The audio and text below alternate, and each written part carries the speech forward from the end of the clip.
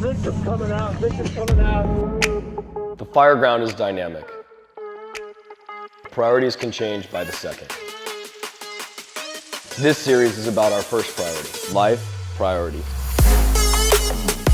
We'll hear from the firefighters that have made a grab in live fire conditions, the decisions they made and the lessons they learned. Listen as they tell you about their experience, learn from their mistakes and their successes. Expect fire and expect victims. Expect the unexpected and plan accordingly. This is Life Priority.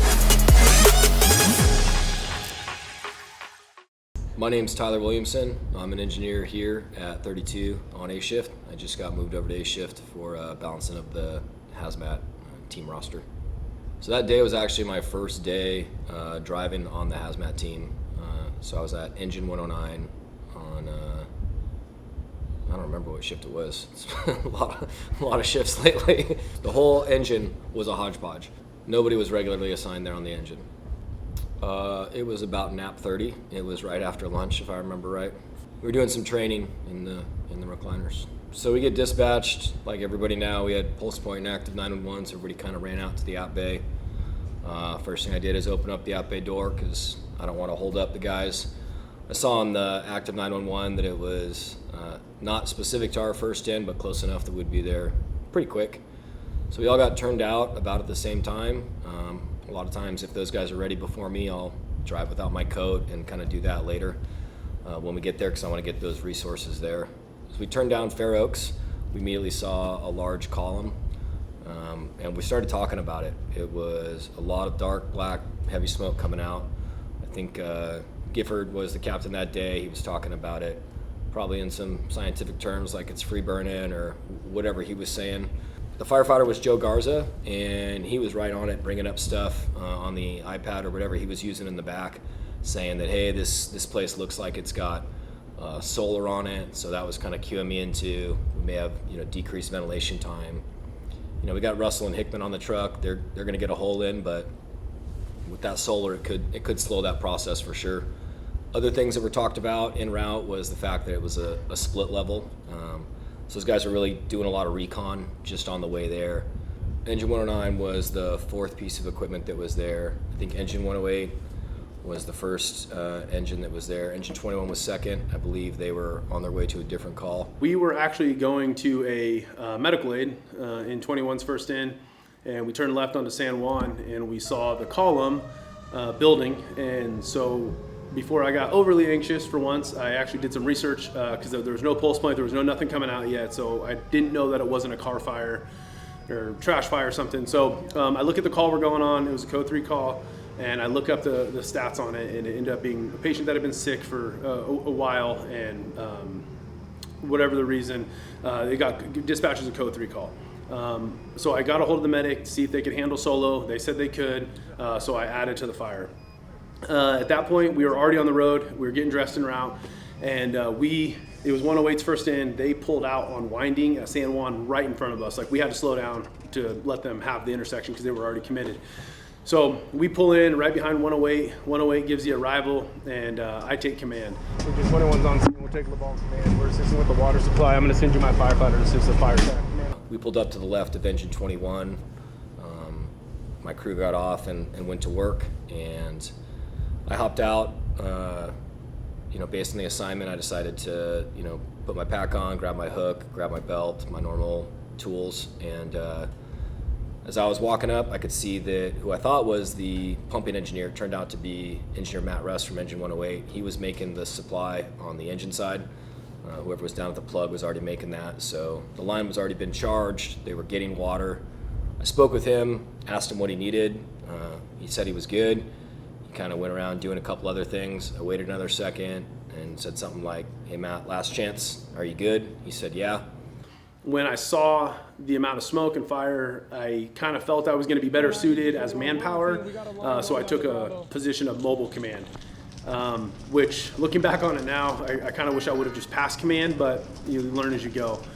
We get our line stretched. Captain Ziegler said that we need a line down the Bravo side, so I instructed my firefighter to pull a line down the Bravo side, and Engine 108 was going to go through the Alpha side front door. Once we get down the Bravo side, we have fire blowing out of the upper window. As you can see on the video, we had fire all down the back Bravo Charlie corner, but until we wrapped that corner, I didn't know how much fire we had. So as you can see in my video, I'm doing a terrible job of trying to maintain mobile command, trying to assign units, and I can't remember what engine it was, but I think it was Chief Matt Cole, who was paying back a trade, working as a captain that day, kept trying to take command from me. But I believe my radio got turned to the wrong channel, so I never heard it. And I didn't hear a lot of vital traffic until I got my radio back on the right channel. So once we get the hose line down the Bravo side, we're in an exterior position, so I have my firefighter putting water on the deck and the outside of the house, being careful not to get the line into the working space because I know engine 108's coming from the other side. I called for the 2.5 to the back, and then I'm still trying to issue command orders, and it's just not working at that point. And finally, thankfully, Chief Simmons, pulled up and took command, and I was like, okay, now I can really focus on what I need to do. So I walked to the tailboard of the engine. I was kind of sizing up the house. There was a lot of smoke and fire coming off the Bravo Charlie corner, and you could see fire coming out of the front door as well. At that point, when I was trying to mask up and look, they were calling for more pressure on the line, and they were flaking out that line. I think you had Gifford from engine 109, you had Ziegler from engine 108, the firefighter, which was Majestic, and then team 2 off the truck, which was Drew McDonald and Conkle, all kind of stacked up in that stairway there. And well, nobody's walking past Drew by himself, but definitely nobody's getting past them with that many people in that narrow hallway. It was not hallway, stairs. It was an elevated staircase leading up to the split level, so not a lot of room there. But anyways, as I'm walking around, a lady comes up to me and says, hey, I think there's somebody in the house. So where we were positioned when she told me that, you couldn't really see the house. Kind of grabbed her, brought her to the tailboard, said, point exactly where they are. She pointed off to the left. I came up on the radio and said, man, this is Sector 109 engineer. We're getting reports that there's something in the building, in the room on the left.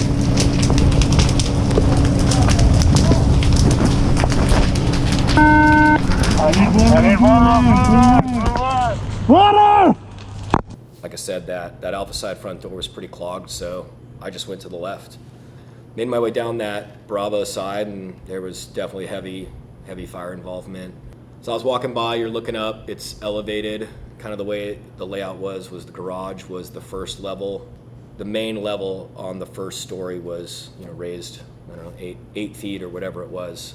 You're not getting in that way, especially with the amount of fire that was coming out there. So I continued down the Bravo. As we were coming around the Charlie, that deck was just throwing off a lot of heat, really, and it was just free burning.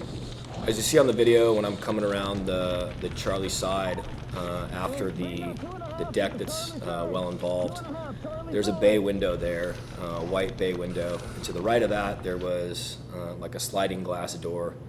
So initially I tried to see if I could make it in through that sliding glass door, and that had failed, but conditions from the deck, it was not a good point to hang out and try to get anything done. At that point, I was still by myself. I took the bay window door, one of the windows in there, and was thinking that my thoughts at this point were, they said room off to the left, this is the first access point, and it sucks. And the bay window was the better access point, and it sucked too. It was elevated, there was rose bushes there. And with that bay window, I was thinking that it was going to lead out to a kitchen or a living room, not a bedroom, which is where they had described the victim as being. So I decided to peek around to the left, and now I've got a full visual of the whole Delta side of the building, essentially giving me a 360 at this point. I see Barnum spreading a 2.5 down the Delta. As I come down that Delta side, there's 3 windows. There's one that I was expecting was a bathroom window. There was kind of your small, typical window that's in the shower with, the shampoo in there or whatever. And then I was thinking that the window to the right of that would have been the master bath leading into the master bedroom is what I was hoping. Down further towards the Delta, towards the Alpha, there was another obvious bedroom window, but it was further down. It was elevated because that split level, again, it wasn't going to be a good access point. So I didn't really have time to think about all of this stuff, but I took that first window, and it broke different than windows that I've broke before, and JD Flynn actually cued me into why. It's because it was a bathroom window, and so it's a tempered glass. So clearing the sash worked real easy in that case versus the bay window, which still had a bunch of shards in it when I stopped from trying to go in that way. Our new ticks are dangling off the side. I grab that and look in the window, and all I see is orange. There's nothing differentiating that I can see. Looking back, I probably should have spent a little more time with that. Tried to get some stuff, but I thought that I was wasting time at that point. I'd called over to Kyle Barnum, who was on the 2.5, and told him to come over to the window. He told me he was assigned the 2.5. I told him, negative, you're going to come over here while I search this room. Kyle came and hustled over. He was picking up what I was putting down. It was going to be a while for the 2.5. That was the second 2.5. I already knew that there was a 1 3/4 of the door, 1 3/4 of the Bravo, and 2.5 to the Bravo, and now there was a 2.5 down the Delta. The pumping engineer, Tony Belanca, was doing a great job, but it was going to take a while to get water to that line. Anyways, Barnum comes to the window with me. I VES it. As I hop in, I told you I was searching with the tick, didn't really get much, and I'm in a bathtub. As I kind of work my way out of the bathtub, I run into a closed door right away, and so open that door, and again I tried to use the tick because I had to be all the way on the ground. There was no visibility really, and it really wasn't working for me at that time. Again, I wish I would have taken a little bit more time to, I don't know, maybe change the mode from fire to survey or vice versa, but I didn't. I was expecting as soon as I went through that door that it was going to be into the master bedroom, and it was not. It was into a hallway. So it's kind of slow going, making its way down there. At one point I put my hand up to kind of feel how warm it was. I was already just super preheated and super warm from running around the deck and trying to make access on that side. My ears had been ringing earlier. That was one of my things I cued into to not make access through that door, based on another experience I had when my ears were ringing to that same level. But it didn't seem like it was too hot, but I couldn't see anything. I'm continuing slowly down that hallway. I think it ended up being maybe 20 feet, 15 feet. And at some point conditions changed. They got a lot worse. High heat, no visibility. I wasn't digging it. So I tried to figure out what was going on, and it cued in me that the door that I had come behind had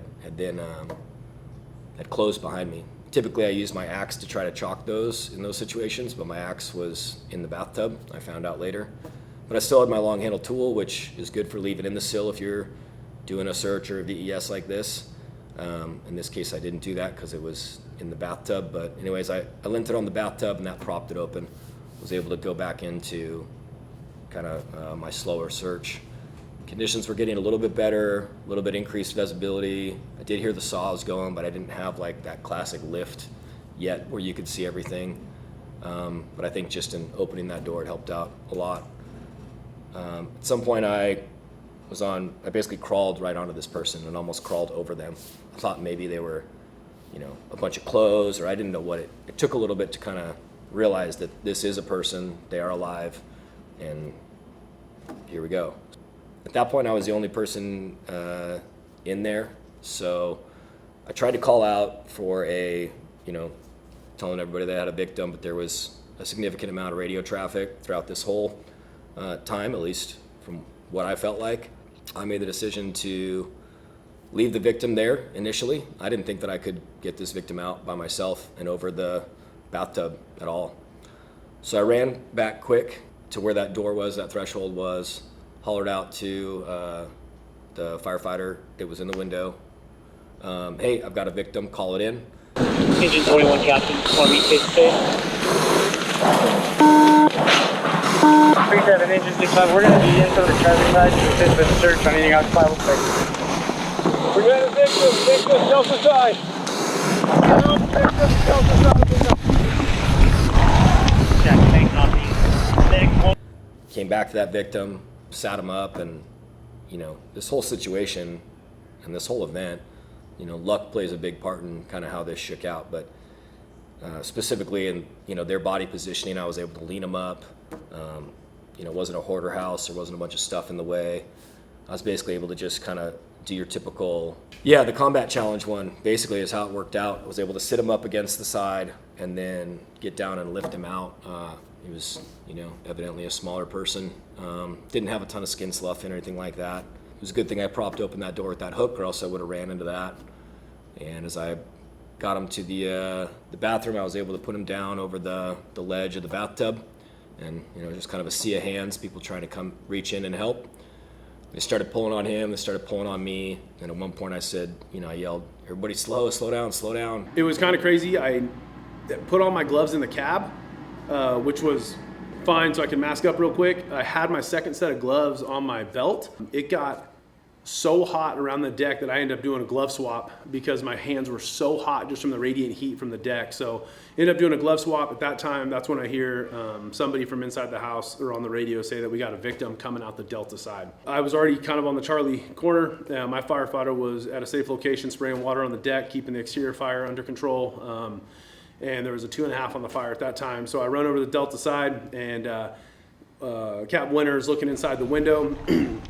And I notice he's looking in. I don't know where the crew's at inside, but there's some black smoke rolling out the window, and I don't know which window they're in. I'm assuming it was the one they broke, so I went over to the other bedroom window, took the glass on that window to let that vent, because I don't know where they're at inside this structure on the Delta side. Because, it just, the way it was happening, it was like pulling me into the tub, and it wasn't working, so everybody slowed, and we were able to get this victim out. The whole team was able to, and that sash was cleared good, and JD ran him outside and spiked him on the front lawn basically. And then I went back in and continued to search.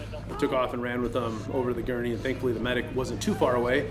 And then got on the radio and we told command that we had removed the victim, and that they were with Medic 21, which they were not with Medic 21, but my Medic 21 firefighter was working a mandatory that day, ended up being Medic 109, and then they transported to the hospital, and then we went back to working on the fire and salvage and overhaul and all that stuff. Victim removed. They're with Medic 21. Going back to fire tech.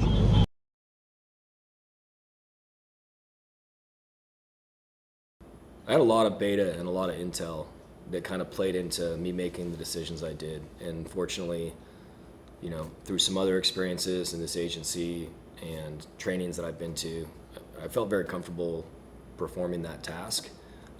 Doing it independently at first, I definitely felt like I was hanging it out there a little bit more. It's one of the reasons I chose not to enter through that sliding glass door. Being by myself with that much fire and how hot it was. And like I said, previous experience, a slide I had. In the back of my head, I was thinking about a different fire I had where my ears were ringing to that same capacity. And when I came out of that fire after a search, my mask was crazed. So we had to replace it. So I didn't want to have that experience again. So that's one of the reasons I chose a different area. I mean, the way that bystander told me that she thought somebody was in there was different than the way I've had other bystanders told me too. There was just a different level of concern. It wasn't there might be somebody in there. She was sure somebody was in there, and she was incorrect on the location, but I made the decisions I did based on slides that I have. And I also made those decisions based on slides that other dudes have. Talking to them at the kitchen table here, this agency, we have a pretty good history of pulling people out actually. Now, it's not the 70s or 80s on the East Coast, and we're not Baltimore with row housing. But it's happening on a regular basis, at least in the short time that I've been here. So I'd encourage anybody, especially newer employees, but definitely, if you're new like me, reach out. If you're more senior, you can learn something too. Off the top of my head, I can think of about 10 different people that have been involved in some sort of a victim removal or another. A couple days after my event, Captain Dwayne Miller pulled somebody out. My hope with even discussing this is that people will ask about it and talk, because I definitely stole slides from other people, and that's what made me make the choices that I did and be part of the team that helped that victim out. That definitely took some slowing down. I had to tell myself to slow down, because as much as I wanted to get out and go to work, I knew I was in command because I was second in engine. And I know we talk about this, you have the ability to pass command, but with the way it was unfolding, we didn't know any of the dynamics. I'm like, I'm going to take command. But then once I saw the fire load, I realized that I have now bit off more than I can chew. We need water on this fire, especially on the Bravo side of that house, and that's when I should have passed it. But I stayed calm, stayed in the cab to give my arrival as command and assist 108 with their needs. But as soon as I got task saturated, I really, looking back, wished and should have passed command so I could go to work and not have to worry about the radio traffic and trying to maintain crews and situational awareness, because as you saw, I got busy real quick. I think from the time we got on scene to the time the victim was out was less than 5 minutes. And so with that trying to go on with water supply, 2.5s, trucks going to the roof, engine companies going into, for fire attack and search, there was so much going on that as trying to do mobile command and hump fire hose and try to put out fire and keep track of, my guys, it was a very, very much task saturated. So definitely a learning experience for me. So we got some good lessons learned. It's the last question. Everybody who watches that video has almost the same reaction. That's a great grab. Flint better not push me like that or I'm gonna punch him. Yeah, I've heard it nonstop, and it's, if you know me, I'm aggressive on fires, and it's not to be a jerk or for any other reason. But when I walked up to the window, I saw Captain Winter, and I saw he didn't have his mask on, didn't have his gloves on. I saw the smoke rolling out of those bedrooms, and my thought was, I don't want him to take a breath of that smoke as he's reaching in. I remember his helmet fell off into the bathtub, and so we were kind of both doing the same thing. And I wasn't trying to be a jerk and take the grab from him. That definitely wasn't it. But I also didn't want him to take a breath of that smoke. And I don't know how hot the victim was. And now after hearing Tyler's story, the victim's burning hot, because the tick's not even reading it. And it wasn't trying to be a jerk to him. I was just trying to be in the spot where I was geared up, masked up, gloves on, ready to go. So had things change or progress for the worse, we were ready. And after talking to Captain Winter, with the amount of smoke that ended up coming out of the window after we pulled the victim, he was actually concerned that if the truck hadn't cut when and where they did, that we were talking about potential flashover or now having some significant fire behavior coming out the window. And so more emphasis on, we got to be ready, especially for the VES, because the other thing we talk about with, the recruits, with our probationary firefighters or anybody we're teaching search to, is most studies and cases proven when you do a VES, it takes more than 2 people to get that person from the inside out. So had he needed to jump in and help, now you're going to be breathing that stuff and not proper gear on. And again, not at all being disrespectful or trying to get in the way, but trying to be prepared. And I felt like I was prepared in that situation. So from the guys I was taught from my academy, you don't have your gloves on, you're at the front door, someone's going to steal your line. You can't mask up in 10, 15 seconds. Someone's going to go in before you, and you need to be ready to work. And I was ready. So, but had I not been ready, I would have expected somebody to push me out of the way, and I would have been probably sad, but I would have been like, nope, I get it. I wasn't ready. And that's kind of the nature of it, I think. Fire service is about tradition. One of our traditions is about passing on our experiences and our lessons learned. When we do this, the story doesn't focus on the individual, but the team and the outcome. These lessons are shared so that you can better serve the public and your fellow firefighters. If you have a rescue and you're hesitant to tell your story, remember, the lessons you share may help save someone else's life or your own. Share your story by contacting us at lifepriority@metrofire.ca.gov.